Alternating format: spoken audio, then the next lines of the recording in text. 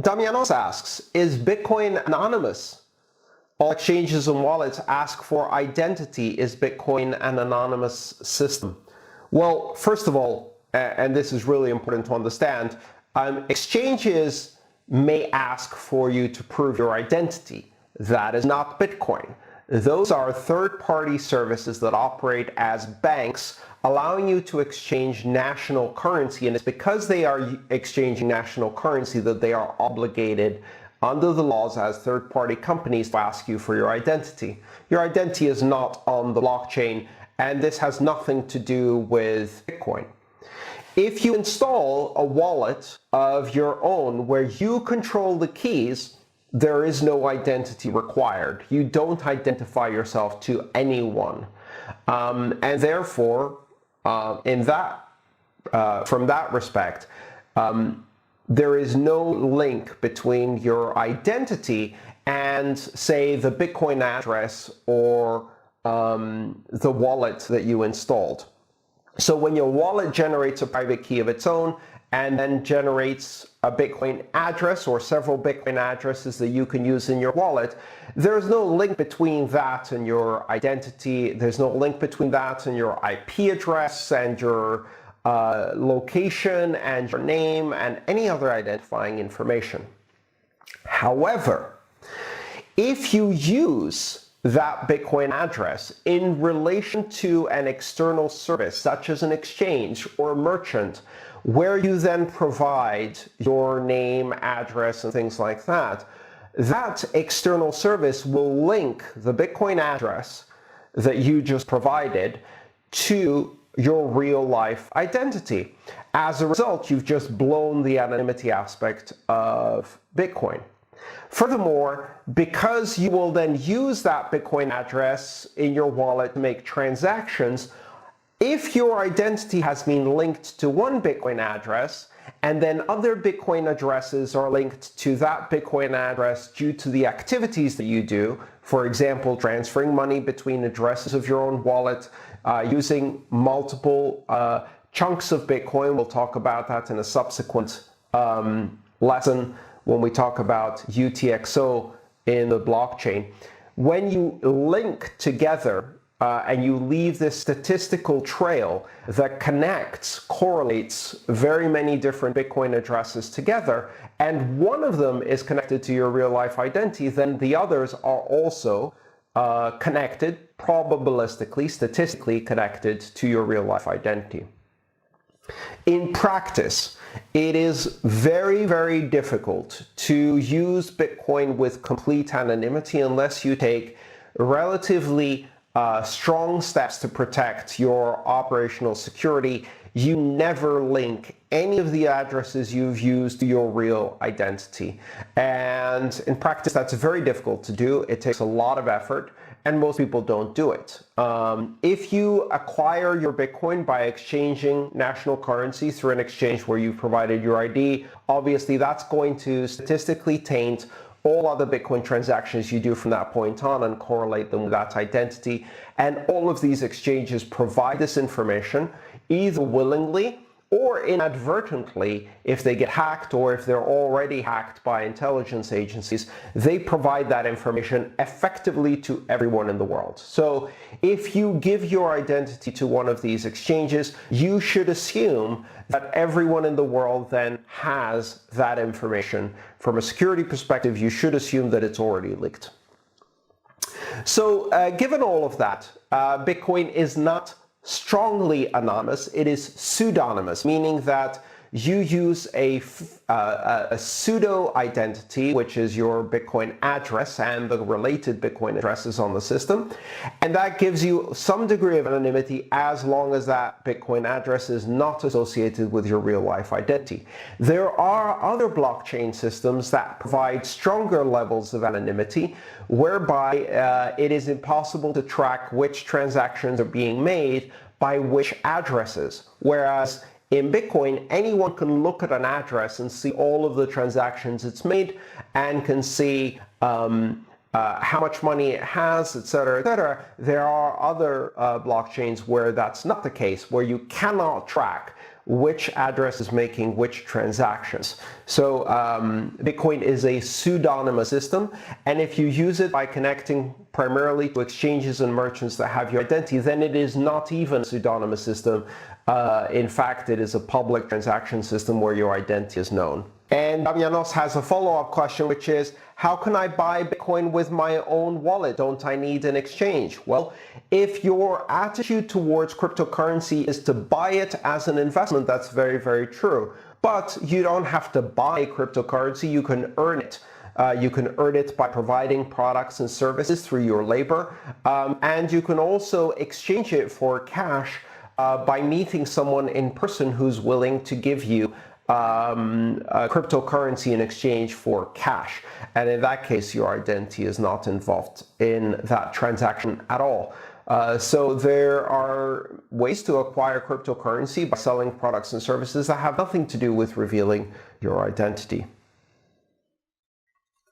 Diva asks, recently I decided to create my wallet, and I wonder, apart from buying Bitcoin, how else can I get them?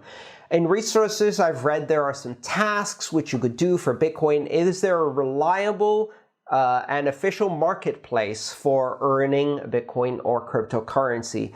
Diva, unfortunately, this is a very tricky question because for many of the things you will find online, they are scams, and you need to be very, very, very careful. People will suggest sending you money to your bank account and then giving you Bitcoin, or you send money to their bank account and then they give you Bitcoin, etc., etc. And there's all of these things where they say, okay, just forward this package for me and I'll send you Bitcoin as payment for your task. Almost all of these things you will find are scams, and they work in a variety of different ways, but they basically cheat you out of your money because a lot of bank transactions, cash deposits, checks, etc. are reversible, and crypto isn't. So this is a difficult topic to deal with. I think the best way to do it is to see what skills you have professionally and what you can offer other people in terms of services and products. So if you make something, you make crafts, you make art pieces, you make servers and desktops, you make whatever, graphic design, then you can sell those things for Bitcoin, whether it's a service or a product, your labor, etc. And you can get paid. I think that's probably the easiest way, earning. The second easiest way is to go to an ATM. Unfortunately, many of the other ways of acquiring cryptocurrency are actually scams, so you have to be very careful. Damianos asks, how can I set up my own wallet without providing any identity? That's a great question, Damianos. I can make a number of suggestions. I do not endorse any of these wallets, but I know other people have used them in the past and they like them. There are a number of different wallets that you can use. What you're looking for is a wallet that generates a secure mnemonic phrase locally on your own device where that phrase doesn't leave. The best way to do this is to purchase a hardware wallet. If you are not yet involved in crypto enough to have the funds to purchase a hardware wallet, I would recommend the second best option is to download a wallet onto your smartphone, because your smartphone is probably the device that is the most secure device you have. Modern smartphone operating systems are extremely secure if you keep up with the updates, have set a PIN, and are careful about what applications you download. They're extremely secure, more secure than a laptop or desktop device. So if you have an Apple phone, for example, you can go online and review all of the wallets that are available in the App Store, the Apple iTunes App Store, and you can find the correct wallet for your needs. I'm not an Apple user, so I'm not sure which wallets are the most popular today on Apple. I believe one of them is BRD, which I know uses BIP39 mnemonic phrases. I know there are others, but I'm not quite sure because I don't use them. On my Android device, I have a whole set of different wallets. I use wallets like Mycelium, Samurai, and a number of others. Green Address, which has multi-sig capabilities. And these wallets are well-built, secure, well-reviewed, used for many years, and they generate the keys on your device, and therefore you are in control of your funds. Those are good ways to start. None of these require you to put in your identity. On your desktop, you could download a wallet like the Electrum wallet or the Wasabi wallet, for example, and those are also good choices that you can apply that give you a degree of control over your funds. However, it is much more difficult to secure a desktop wallet. I recommend when you use desktop wallets, you only use them in conjunction with a hardware wallet where the keys are actually generated and stored on the hardware wallet and not on the generic operating system. Most desktop operating systems are not secure enough. Most desktops and laptops are not secure enough to hold crypto funds. Andreas, to what extent do you recommend CoinJoins? Do you still think this could be made illegal? And to reiterate for a bit more context, what is a CoinJoin?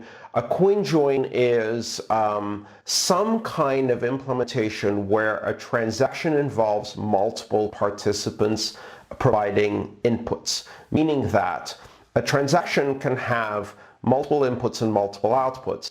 Neither the inputs nor the outputs have to come from the same person or the same wallet or the same controlling entity.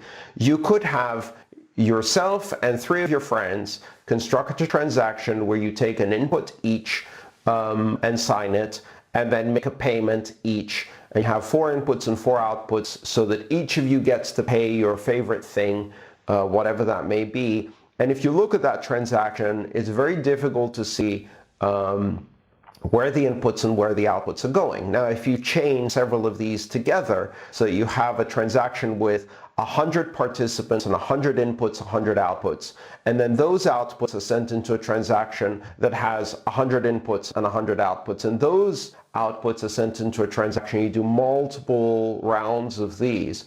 By the end of it, it's incredibly difficult to do statistical analysis of where those coins come. However, you do know, or rather the analytics surveillance companies, the monitor blockchain, the blockchain surveillance companies, they do know that those outputs came from a CoinJoin.